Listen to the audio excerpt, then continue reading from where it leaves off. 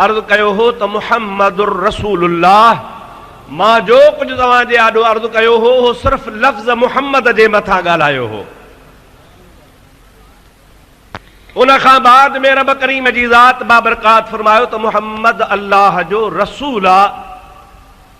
नाले पाक महबूब जे इस्म शरीफ़ संदन ज़ात बाबरकात जी एतिरी त वाखाण ऐं वसफ़ा जो सारी ज़िंदगी माण्हू बयान कंदो रहे त सरकार जी वसफ़ बयान करे कोन सघंदो। रसूलुल्लाह इहा अल्लाह संदसि वाखाण कई आहे। रब करीम जे ज़ात बाबरकात सिफ़त सना बयान फरमाई आहे। रब फरमाए थो त मुहम्मद करीम सल्लल्लाहु अलैहि वसल्लम जंहिंजो नालो ई आहे साराहियल, जंहिंजो माना ई आहे जंहिंजी बार बार सिफ़त सना पई बयान कजे। अल्लाह ताला फरमाए थो रसूलुल्लाह, इहो मां अल्लाह जो मोकिलियल थो। दोस्तो मुसलमान भाइरो,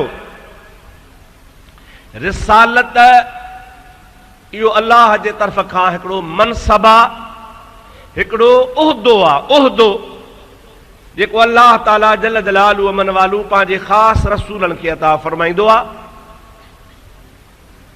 ऐं अवां ॿुधो आहे त 1 लख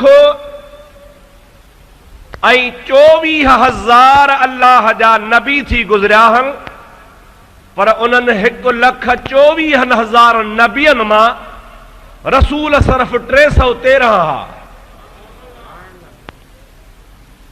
जरा तवज्जो कजो, समझजो। नबी 1,24,000,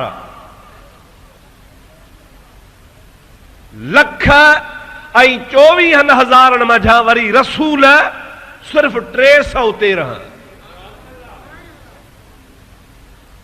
नबी त सभु थिया, 1.25 लख नबी हुया, पर उन 1.25 लख नबियनि मझां वरी रिसालत जो मक़ाम, रिसालत जो दर्जो, रिसालत वारो मर्तबो अल्लाह तबारक व तआला 313 ॼणनि खे अता फरमायो।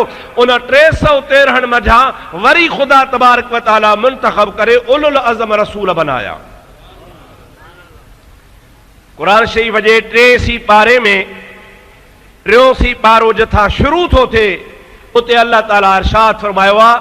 दुरूद पढ़ त मां तोखे ख़ुदा जे क़ुरान जो मतिलबु ॿुधाए छॾियां। अल्लाहुम्मा सल्लि अला सय्यदना व नबियना व मौलाना मुहम्मदिन व आलिहि व सहाबिहि व बारिक व सल्लिम अलैहि। अल्लाह ताला जी ज़ात बाबरकात पंहिंजे पाक कलाम इरशाद फरमायो, तिलकर रुसुल फद्दलना बअदहुम अला बअद मिनहुम मन कल्लम अल्लाह व रफ़अ बअदहुम दरजात।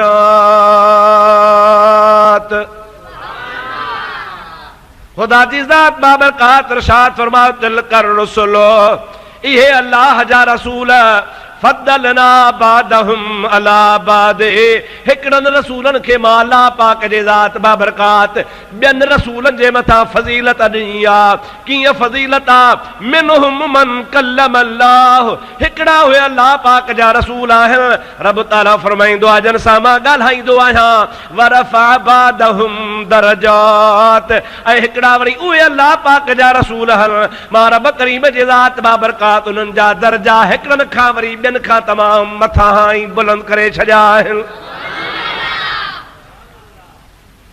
रसूल रिसालत जो साहिब उहो हूंदो आहे जंहिंखे ख़ुदा ताला जी ज़ात बाबरकात किताब ॾींदो आहे, शरीयत ॾींदो आहे, कानून ॾींदो आहे। अल्लाह पाक जे ज़ात बाबरकात उनखे सम्झाए पंहिंजे तरफ़ खां हुकूमत ऐं उन खां बाद पंहिंजे तरफ़ खां शरीयत ऐं पंहिंजे तरफ़ खां किताब ऐं पंहिंजे तरफ़ खां कानून अता फरमाईंदो आहे। पोइ अल्लाह जो नबी उन दुनिया जे तख़्ते ते अल्लाह जे कानून खे अची जारी कंदो आहे, अल्लाह जे कानून खे नाफ़िज़ कंदो आहे, अल्लाह जे कानून ते पाण बि हलंदो आहे, ॿियनि खे बि हलाईंदो आहे ऐं उन कानून जे तहत दुनिया वारनि खे ज़िंदगी गुज़ारण ते मजबूर कंदो आहे। पोइ अल्लाह जी ज़ात बाबरकात फरमाए तो मिनहुम मन कल्लम अल्लाह, उन अल्लाह जे रसूल मजा एड़ा अल्लाह पाक जा रसूल गुजरिया है। रब जी ज़ात बाबरकात फरमाईंदो आ मां रब्बुल आलमीन सां रूबरू कलाम कंदो आहियां, ॻाल्हाईंदो आहियां। यानी इएं सम्झो त रब पाक जी ज़ात बाबरकात जीअं ॿियनि नबियनि ॾे वही मोकिलींदो हो, जिब्रील ईंदो हो, मलाइक ईंदा हा, मलाइक अल्लाह वटां पैगाम खणी ईंदो हो ऐं मलाइकनि जे तरफ़ां वरी उहो पैगाम नबीअ खे पहुचंदो हो। अल्लाह ताला फरमाए तो ॿियनि रसूलनि सां ईअं कोन्हे को हिकिड़ा अहिड़ा बि अल्लाह पाक जा रसूल हल जो विच ते मलाइक कोन हूंदो आहे, जिब्रील कोन हूंदो आहे, वही कोन ईंदी आहे, मलाइक सगोरे जो वास्तो कोन हूंदो आहे। मां अल्लाह ॻाल्हाईंदो आहियां ऐं मुंहिंजो रसूल ॿुधंदो आहे। वो अल्लाह जो कलाम कहिड़ो आहे, उन जी कैफ़ियत कहिड़ी आहे, उन जो सुर नमूनो कहिड़ो आहे। मुंहिंजा दा मां ॻाल्हायां थो, तव्हां ॿुधो था, इहो तव्हां मिसाल ॾेई सघंदा हो त मौली साहिब फलाणे वांगुरु ॻाल्हाईंदो आहे, मौली साहिब जो ॻाल्हायो फलाणे जहिड़ो आहे, फलाणे वांगुरु आहे। इहा तशबीह तमसील थी सघे थी, लेकिन अल्लाह जे कलाम खे हज़रत मूसा ॿुधो, रब करीम जे ज़ात बाबरकात जो कलाम कहिड़ो आहे, उहो कहिड़ो कलाम आहे, उहो हिकिड़ी अल्लाह खे ख़बर, ॿी नबीअ खे ख़बर, कंहिंसां ख़ुदा जो कलाम मुशाबिह आहे ई कोन। मां जो कुझु बि ॻाल्हायां थो उहो इन्हनि 30 अखरनि मां ठहियल आहे। अल्फ बा ता सा जीम हा खा, इन्हनि अखरनि खे गॾे सॾे जुमला बनाए उन खां पोइ आवाज़ आहे। कंहिंजो आवाज़ थुल्हो आहे, कंहिंजो आवाज़ सन्हो आहे, कंहिंजो आवाज़ मिठड़ो आहे, कंहिंजो आवाज़ बुलंद आहे, कंहिंजो आवाज़ हल्को आहे, कंहिंजो आवाज़ नंढो आहे।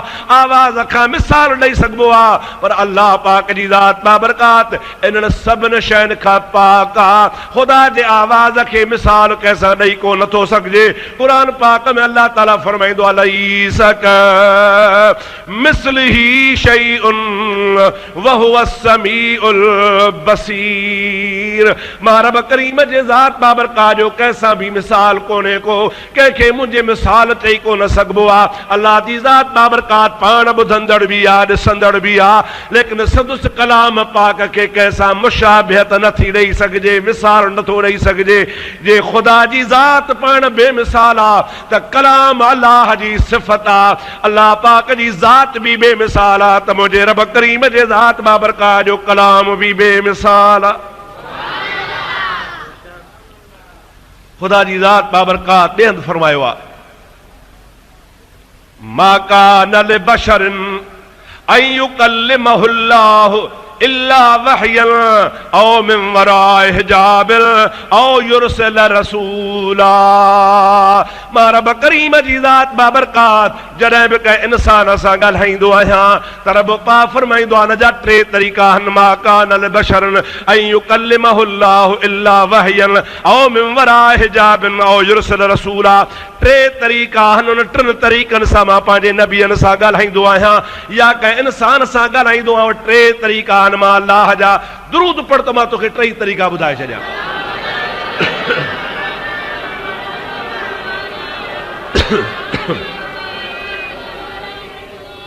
वरी ॿियो दफ़ो मुंहिंजे आका ते सलाम। अल्लाहुम्मा सल्लि अला सय्यदना व मौलाना व मलजाना मुहम्मदिन व आलिहि व असहाबिहि व बारिक व सल्लिम अलैहि। अल्लाह सी फरमाए तो मां इंसान सां 3 तरीक़नि सां ॻाल्हाईंदो आहियां।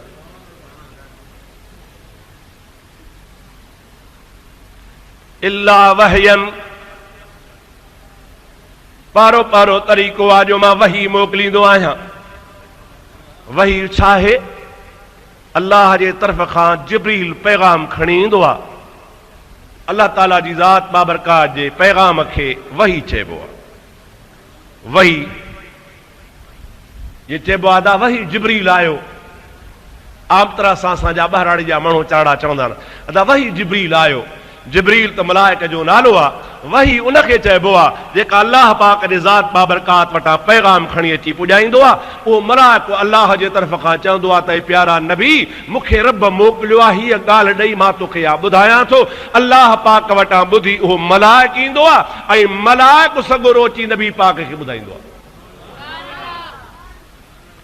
नबी करीम जी ज़ात बाबरकात का पुछो वियो आहे, या रसूल अल्लाह, अवां जे वही पाक जी कैफियत कीअं हूंदी? सरकारे दो आलम सल्लल्लाहु अलैहि वसल्लम फरमाइनि था त मां मुहम्मद करीम अलैहिस्सलाम जे मथां वही अचण जा कई तरीक़ा हा।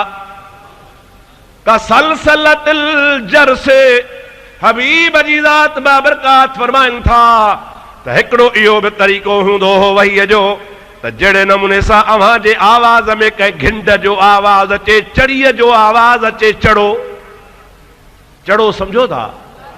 अवां ॾिठो हूंदो ॿाराड़ी में वीचारा माण्हू माल खे, ढगनि खे, गउनि मेहनि खे, ॿकरियुनि खे, रिढुनि खे, उठनि खे चड़ी ॿधंदा हल। इहो इन्हीअ जे करे ॿधंदा हल त उहो चड़ीअ जे आवाज़ ते भाग्य खे ख़बर पवंदी आहे त मुंहिंजो माल कहिड़े पासे में। हबीबन करीमन सल्लल्लाहु अलैहि वसल्लम जी ज़ात बाबरकात फरमाइनि था, अव्हां जानवरनि जे गिचीअ में चड़ी ॿधंदा हो, पोइ चड़ी जेका आहे सा हमेशह पई वॼंदी आहे। जानवर पियो हलंदो, ओगारींदो, खाईंदो त पोइ टन टन टन इहो आवाज़ हलंदो पियो, मुसलसल सिलसिलेवार इहो आवाज़ तव्हांजो हलंदो पियो। हबीब जी ज़ात बाबरकात फरमाइनि था, ज़ाहिर में उहो मूं वटि जेको हिकिड़ो क़िस्म वहीअ जो आहे, हिकिड़ो क़िस्म उहो ईअं आहे जीअं चड़ी वॼंदी आहे। ज़ाहिर में त उहो चड़ीअ जो आवाज़ हूंदो आहे, पर सरकार फरमाइनि था उनखे मां मुहम्मद सम्झंदो आहियां त अलाह जो छा फरमान। हबीबन करीमन सल्लल्लाहु अलैहि वसल्लम जी ज़ात बाबरकात फरमाइनि था, वयफ़्सिमु आनी, उहो आवाज़ मूं वटां कटिजी वेंदो आहे, हलंदे हलंदे आवाज़ थी करे बंदि थी वेंदो आहे।